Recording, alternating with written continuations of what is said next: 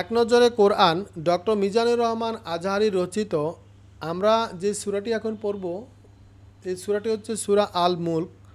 সূরা আল মুলক তো সূরা আল মুলক যেভাবে এক নজরে কোরআনে বিস্তারিত তুলে ধরা হয়েছে,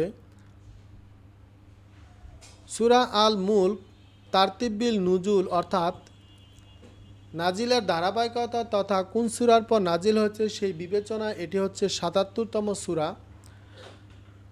এর আগের সূরা হচ্ছে সূরা তুর এবং এর পরে সূরা হাক্কান নাজিল হয়েছে। আর তারতিব ফিল মুসাক অর্থাৎ বর্তমান কোরআন মজিদের বিন্যাস অনুযায়ী এটি ৬৭তম সূরা। এর আগের সূরা হচ্ছে তাহরিম আর পরের সূরা হচ্ছে কলম।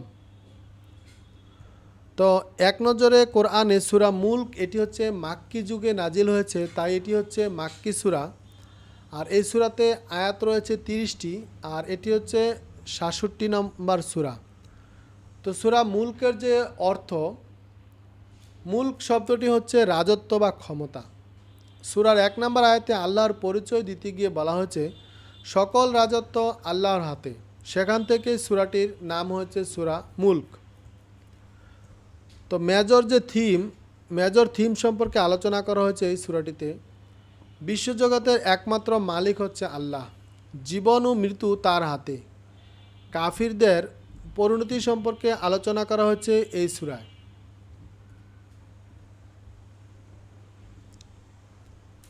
তো মেজর থিম ছিল ৩টি। তারপর হচ্ছে সূরা মুলকের এক নজরে কোরআনে সূরা মুলকের শুরু এবং শেষের যে সম্পর্ক বর্ণনা করা হয়েছে। তো এক নজরে কোরআনে সূরা মুলকের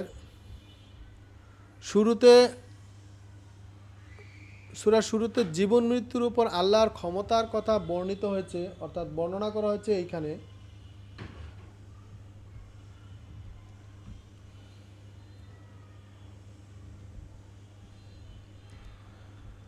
আমরা জানি পানি আমাদের জীবন ও অস্তিত্বের সাথে ওতপ্রোতভাবে জড়িত, তাই এই বিষয়টির উপর লক্ষ্য রেখে সূরার শেষে আল্লাহ তাআলা বলেন, বলো তোমরা কি ভেবে দেখেছ তোমাদের পানি যদি মাটির গভীরে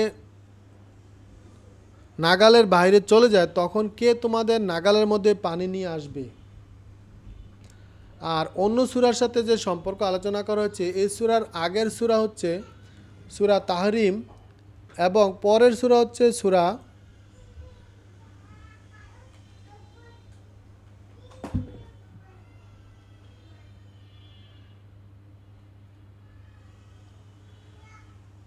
এবং এই সূরার শুরুর সম্পর্ক সূরার আগের সূরা হচ্ছে সূরা তাহরিম, যা শেষ করা হচ্ছে একদল ধ্বংস ও আরেক দলের উচ্চ মর্যাদার বিষয় দেওয়ার সক্ষমতা কেবল তারই, যার হাতে রয়েছে সব কিছুর রাজত্ব, মালিকানা ও ক্ষমতা। সুতরাং সূরা মুলক সে রাজত্ব ও ক্ষমতার আলোচনা দিয়ে শুরু হয়েছে।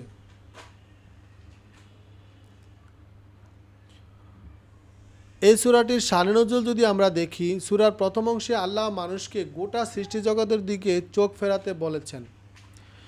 এগুলোতে কোনো খুঁত আছে কিনা তা খুঁজে দেখতে বলেছেন। খুঁজতে ক্লান্ত হয়ে গেলেও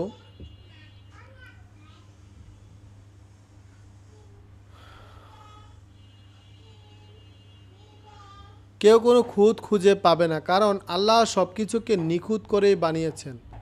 তার বিশাল এই সাম্রাজ্যের একক মালিকানা আল্লাহরই। আর এগুলো অনর্থক সৃষ্টি করেননি, মানুষকে একটি নির্দিষ্ট উদ্দেশ্য নিয়ে সৃষ্টি করেছেন। তাহারা আল্লাহর ইবাদত করবে, আর কারা আল্লাহর ইবাদত করে সেটি পরীক্ষা করে দেখতে চাইলেন তিনি। আর এজন্য দুনিয়াতে আমাদের আগমন, অর্থাৎ দুনিয়াটা একটা পরীক্ষা ক্ষেত্র। এখানে ভালো কাজ করলে পরীক্ষায় পাস, আর না করলে ফেল, সহজ হিসাব। আর এই পরীক্ষার সিলেবাস হলো কোরআন। এছাড়া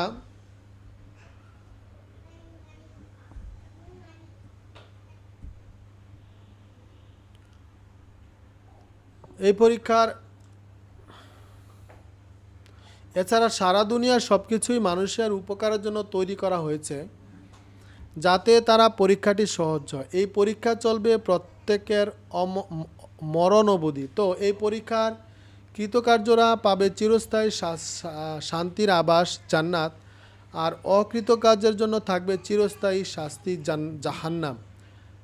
আসলে ইসলামী শিক্ষার যে মূল বিষয়গুলো জানতে এবং যারা বেপরোয়া কিংবা আল্লাহর প্রতি অমনোযোগী তাদেরকে সতর্ক করতে এই সূরাটি নাজিল করা হয়েছে।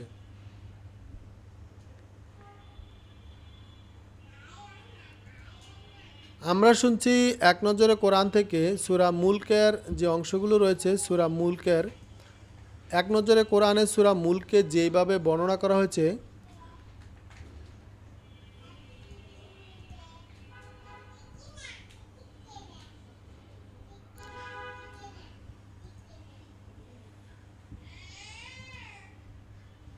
সূরা মুলকের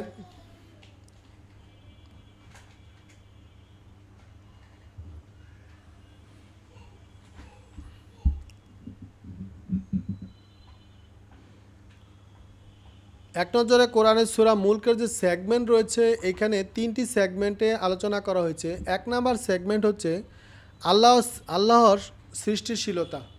তো সূরার শুরুতে আল্লাহ তাআলা জানিয়ে দিলেন কেউ তার সৃষ্টিজগতের কোনো অসঙ্গতি খুঁজে পাবে না। আর এই সূরার আমরা শুনছি এক নজরে কোরআনে সূরা মুলক। তো 2 নম্বরে আলোচনা করা হচ্ছে কুফরের পরিণতি। সূরার পরবর্তী অংশে মনে করিয়ে দেওয়া হয়েছে যারা আল্লাহর অবাধ্য হবে তাদের জন্য আছে জাহান্নামের শাস্তি। আর 3 নম্বরে হচ্ছে কাফিরদের উদ্দেশ্যে বার্তা আলোচনা করা হয়েছে এই সূরায়। মুমিনরা দুনিয়ার বুকে বিজয়ী হোক বা না হোক, কাফিরদের শাস্তি ঠেকিয়ে রাখা যাবে না। সূরাটির শেষের দিকে উচ্চারিত হয়েছে এমন এক হুঁশিয়ারি। আর এই সূরার যে ফজিলত আমরা শুনছি এক নজরে কোরআন থেকে, যেটি লিখেছেন ডক্টর মিজানুর রহমান আজহারি। তো সূরা মুলকের যে ফজিলত সম্পর্কে বর্ণনা করা হয়েছে, ক্ষমা মিলবে যার সুপারিশে। আবু হুরায়রা রাদিয়াল্লাহু থেকে বর্ণিত, নবী সাল্লাল্লাহু আলাইহি সাল্লাম বলেছেন, কোরআনে 30টি আয়াতে বিশিষ্ট একটি সূরা আছে যা তার পাঠকারীর জন্য সুপারিশ করবে। এক পর্যায়ে তাকে ক্ষমা করে দেয়া হবে, আর সেটি হচ্ছে সূরা মুলক। তিরমিজি শরীফ 2891 হাসান। জান্নাতে প্রবেশ করাবে। আনাস রাদিয়াল্লাহু থেকে বর্ণিত, আল্লাহ রাসূল সাল্লাল্লাহু আলাইহি সাল্লাম বলেছেন,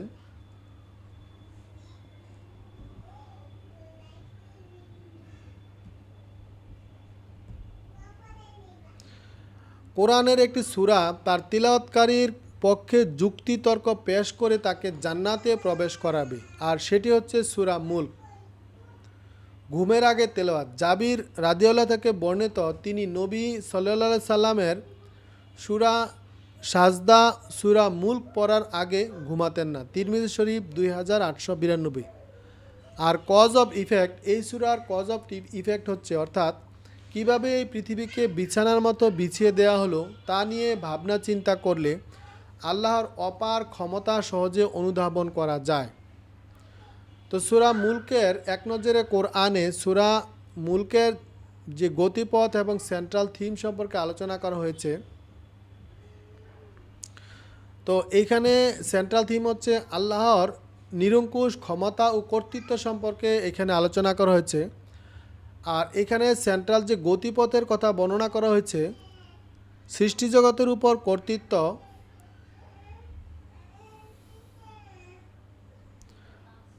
সূরা মুলকে সৃষ্টিজগতের উপর যে কর্তৃত্ব রয়েছে আল্লাহর, সেই কর্তৃত্ব সম্পর্কে বর্ণনা করা হয়েছে।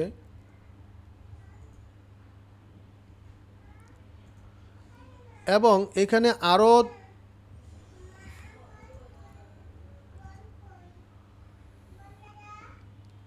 আমরা শুনছি এখানে যে গতি রয়েছে গতিপথের কথা বর্ণনা করা হয়েছে, সৃষ্টির উপর কর্তৃত্ব বর্ণনা করা হয়েছে। এখানে 2 নম্বরে হচ্ছে আলোচনা করা হয়েছে, 3 নম্বরে আল্লাহর ক্ষমতা সেটি আলোচনা করা হয়েছে।